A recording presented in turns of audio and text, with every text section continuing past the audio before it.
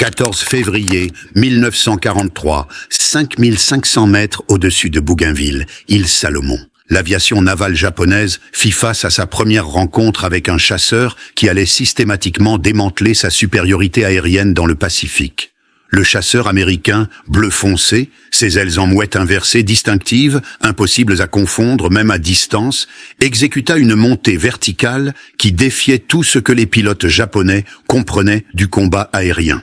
Il s'éleva au-delà de 6100 mètres, puis 6700 mètres, grimpant toujours avec de la puissance en réserve, tandis que le Mitsubishi Zero, fierté de la marine impériale japonaise, luttait à son plafond opérationnel. C'était le Vought F-4U Corsair, bientôt connu comme la mort sifflante pour le son distinctif que ses refroidisseurs d'huile d'emplanture d'ailes produisaient en piqué. En moins de 18 mois, ce seul type d'appareil allait briser psychologiquement le corps d'élite des pilotes du service aérien de la marine impériale japonaise à travers des démonstrations écrasantes de supériorité technique qui démolirent chaque doctrine tactique que les pilotes japonais avaient perfectionnée depuis 1937. Ce qui se produisit ce jour de la Saint-Valentin n'était pas qu'un simple engagement de chasse.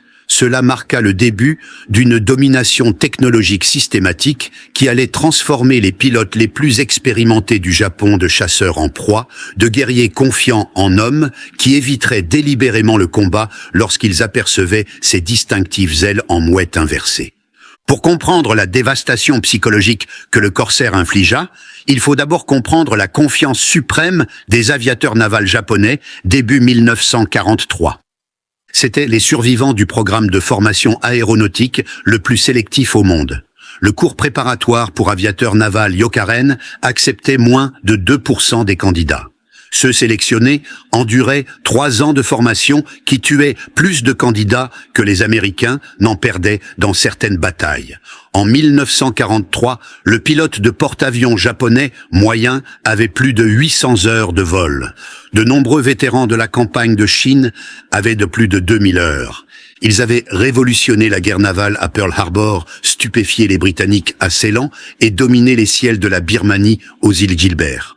En 1942, le Mitsubishi A6M-0 avait atteint un ratio de victoire de 12-1 contre les chasseurs alliés. Les pilotes japonais avaient développé des tactiques d'énergie qui maximisaient les forces de leur appareil, une maniabilité inégalée, un rayon d'action exceptionnel et une excellente visibilité. Le Zéro pouvait virer plus serré que n'importe quel chasseur allié, pouvait voler plus loin que n'importe quel adversaire et entre des mains expérimentées semblait imbattable. La doctrine de chasse de la marine japonaise, affinée à travers 6 ans de combat en Chine, mettait l'accent sur la compétence individuelle et les tactiques agressives. Leurs pilotes étaient enseignés que la supériorité spirituelle, l'esprit Bushido du guerrier, surmonterait les désavantages matériels. Cette philosophie s'était avérée correcte contre les pilotes chinois, contre les Hawker Hurricane britanniques, contre les P-40 et F-40 et F-Wildcat américains. Chaque victoire renforçait leur croyance que la compétence et l'esprit primaient sur la technologie et le blindage. L'arrivée du Corsair dans les îles Salomon sembla d'abord n'être qu'une autre tentative américaine de rivaliser avec le Zéro par la force brute.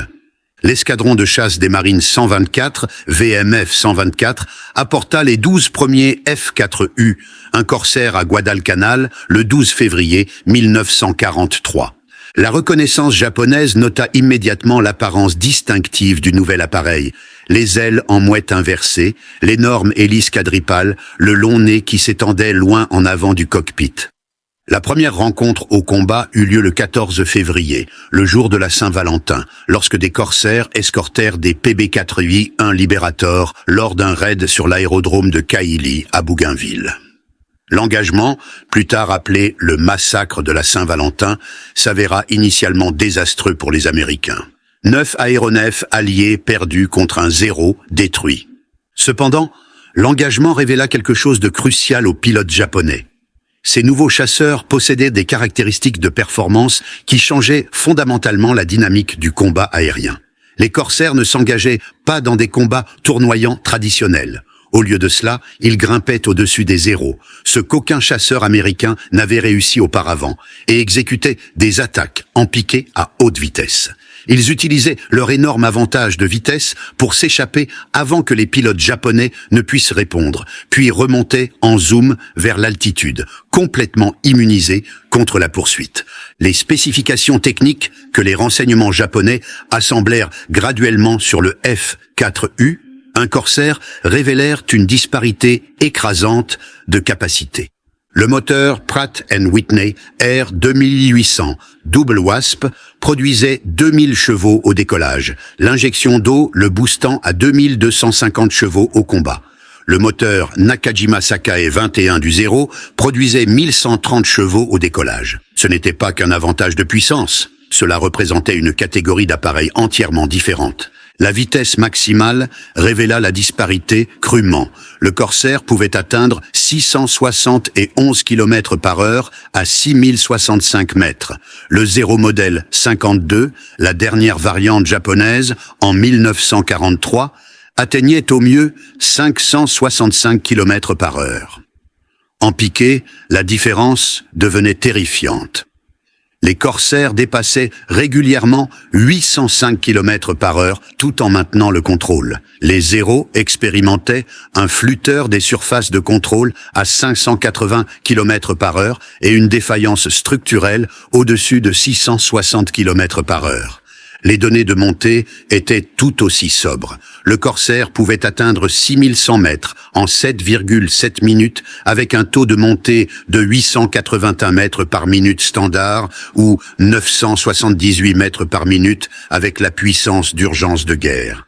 Le Zero nécessitait 11 minutes pour atteindre la même altitude. Au-dessus de 7600 mètres, où le Corsair restait puissant et réactif, le Zero devenait mou, à peine contrôlable. Le plafond opérationnel absolu du chasseur américain de 11 250 mètres aurait tout aussi bien pu être l'espace intersidéral pour les pilotes japonais dont les appareils luttaient au-dessus de 10 000 mètres. La différence d'armement s'avéra psychologiquement dévastatrice.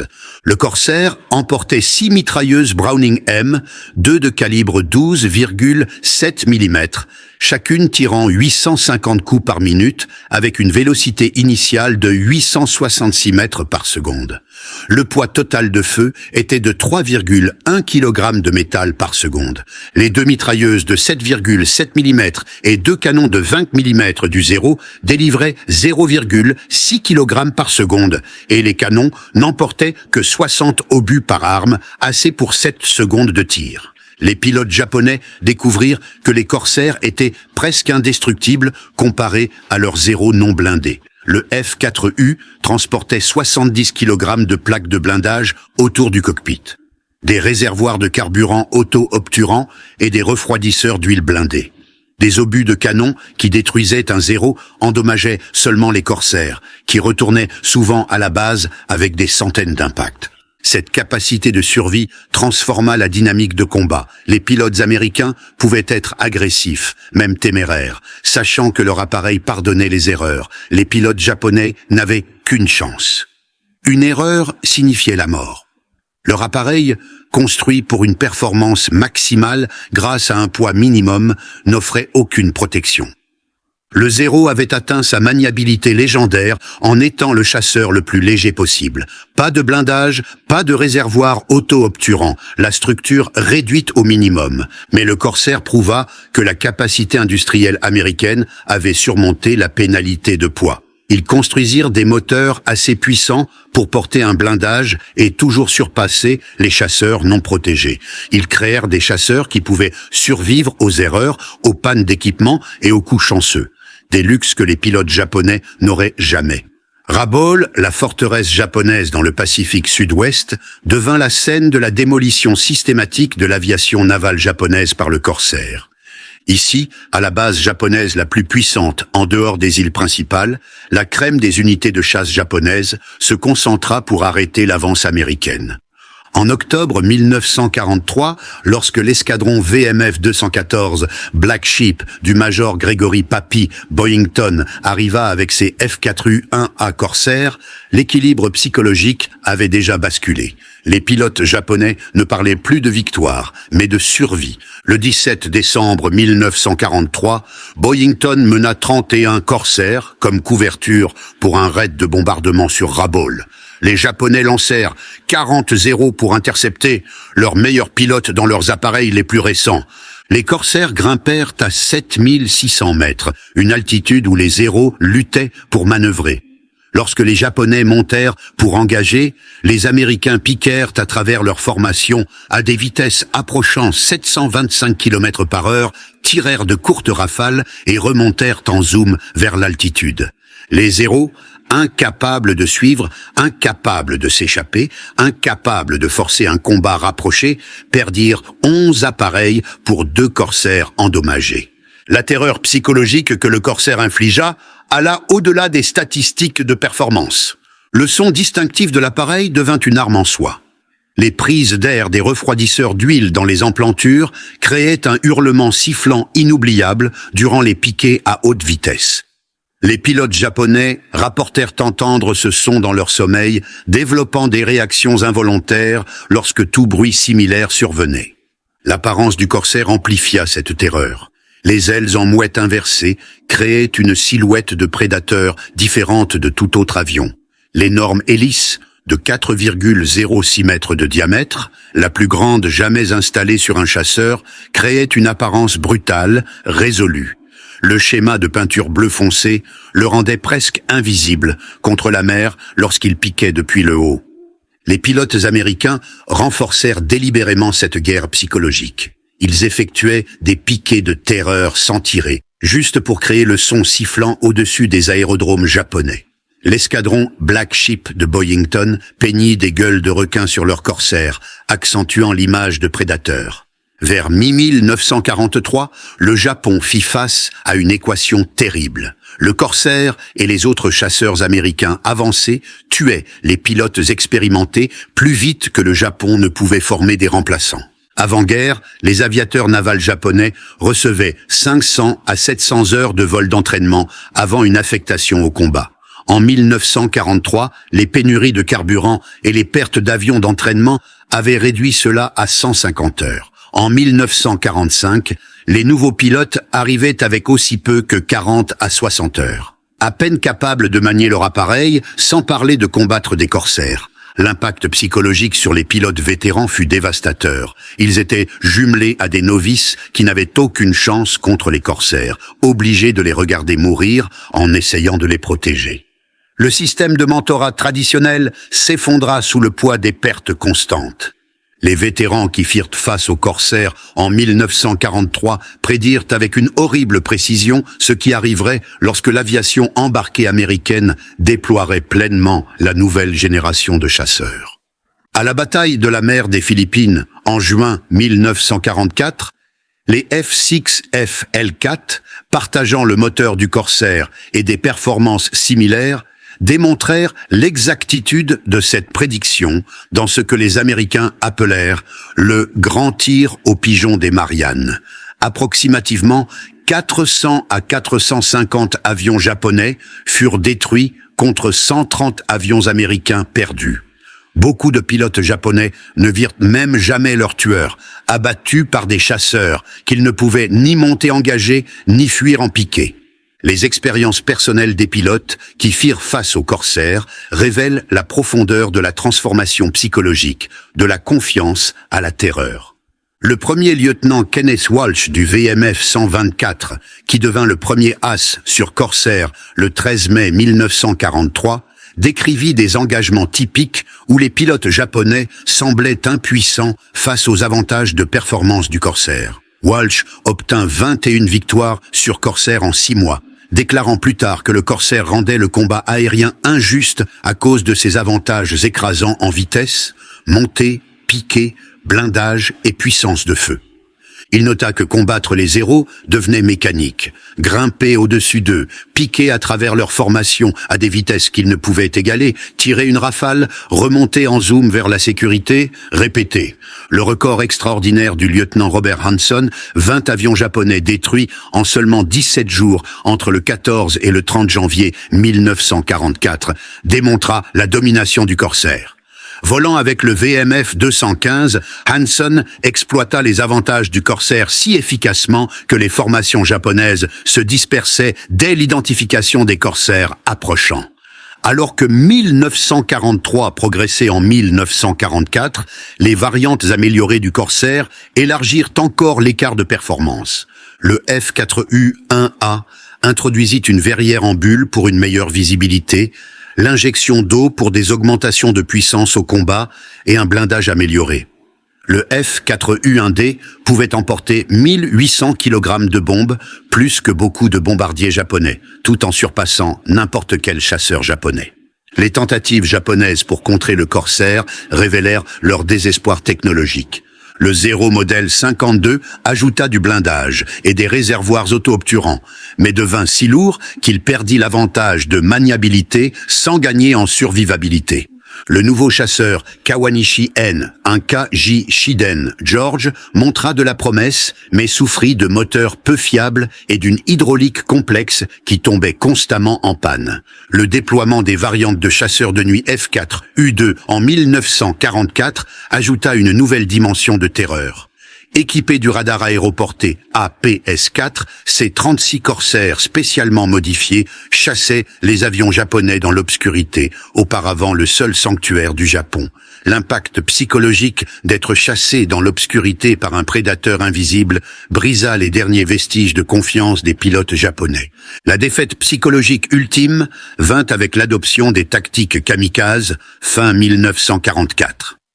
Cette transformation de guerrier, cherchant la victoire en pilote, cherchant seulement une mort significative, représenta la reconnaissance complète de la défaite technologique. Le vice-amiral Takijiro Onishi, père du programme Kamikaze, admit en privé la vraie raison des attaques suicides. Le combat conventionnel contre les Corsair et les L4 était devenu impossible. Fin 1944, le ratio d'échange avait atteint 15-1 en faveur des chasseurs américains. Plutôt que de mourir sans signification dans des combats sans espoir, les pilotes japonais tenteraient de mourir avec un but contre les navires. Les pilotes américains volant sur Corsair accumulèrent des victoires à des taux qui auraient semblé impossibles en 1942. Le major Gregory Papi Boyington marqua 22 de ses 26 victoires sur Corsair en seulement 84 jours. Ces scores n'étaient pas atteints par la seule compétence supérieure, mais par un avantage technique écrasant.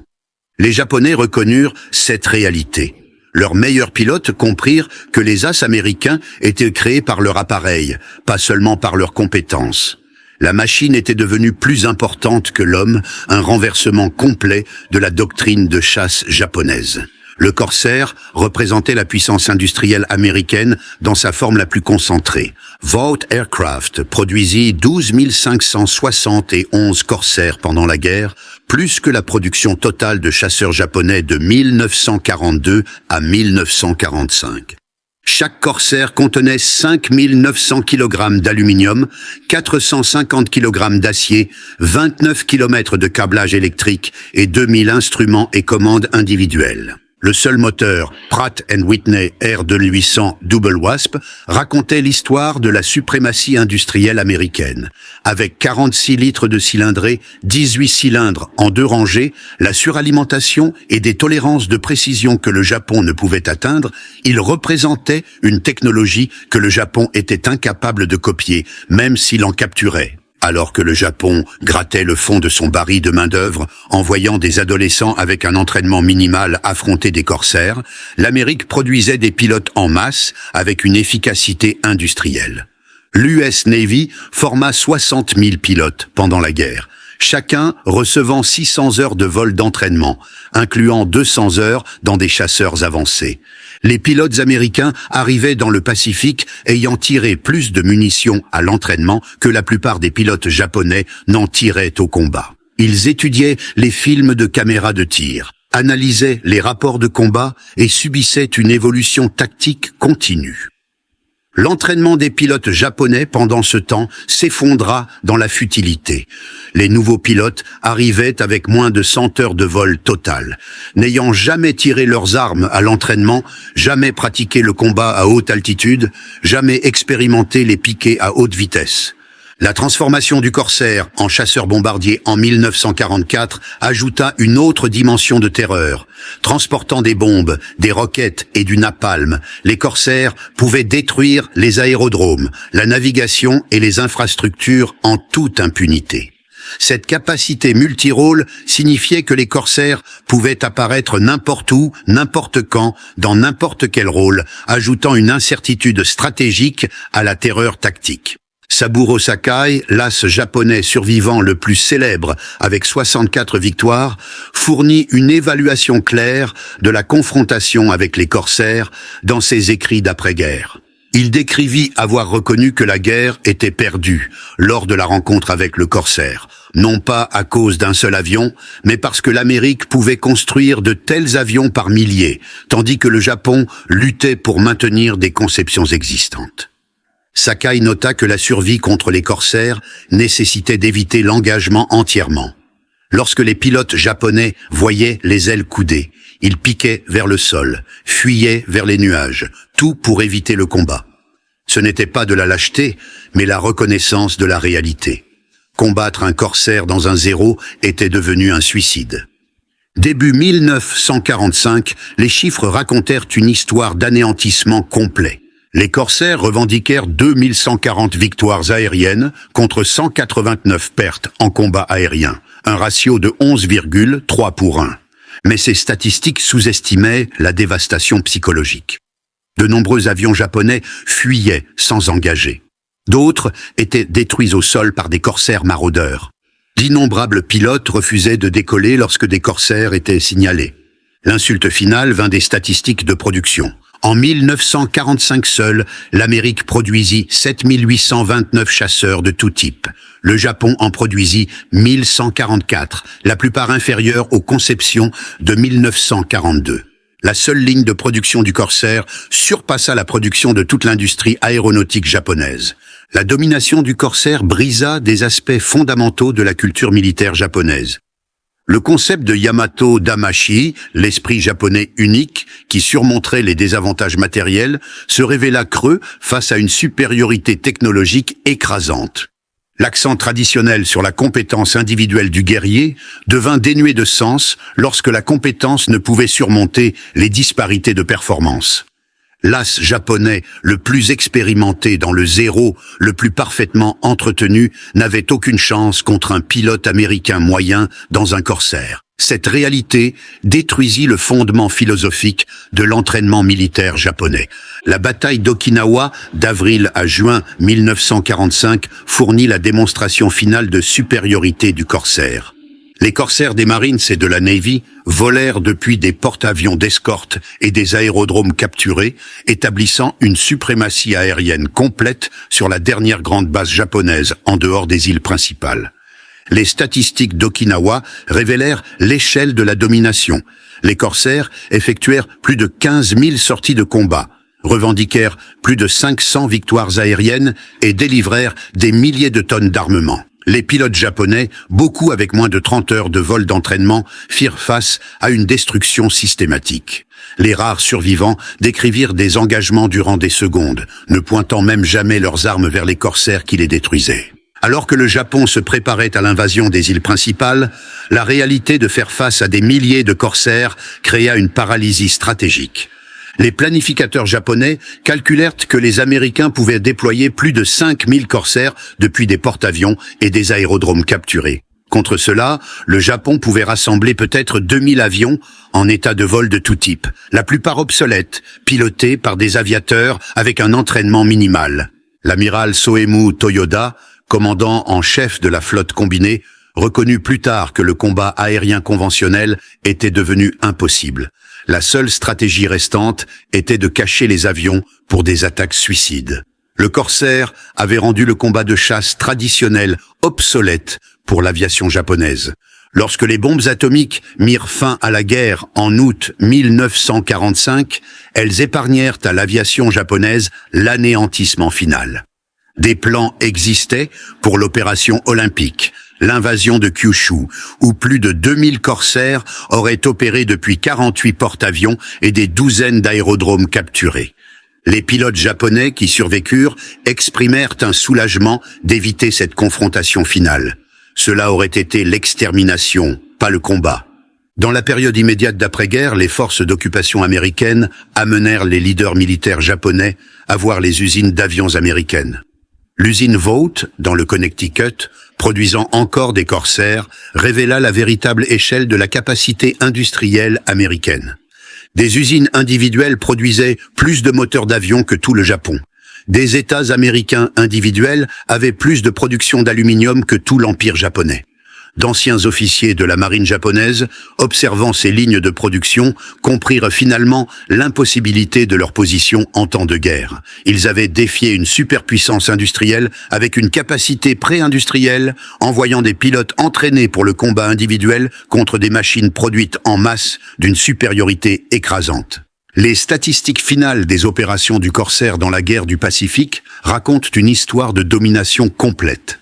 Statistiques de combat, Total Corsair produit 12 571, Total victoires aériennes 2140, pertes RR 189, ratio de victoire 11,3 pour 1, missions effectuées plus de 64 000, bombes larguées 15 600 tonnes, suprématie de performance, avantage de vitesse sur le zéro 106 km par heure, avantage du taux de montée plus de 300 mètres par minute, avantage de vitesse en piqué, plus de 225 km par heure. Avantage de plafond opérationnel, 1200 mètres. Avantage de puissance de feu, 530% de poids de feu en plus. Comparaison de production. Corsair produit mensuellement, pic, 418. Chasseurs japonais mensuels, tout type, 250. Heures d'entraînement des pilotes américains, 600. Heures d'entraînement des pilotes japonais, 1945, 40 à 60.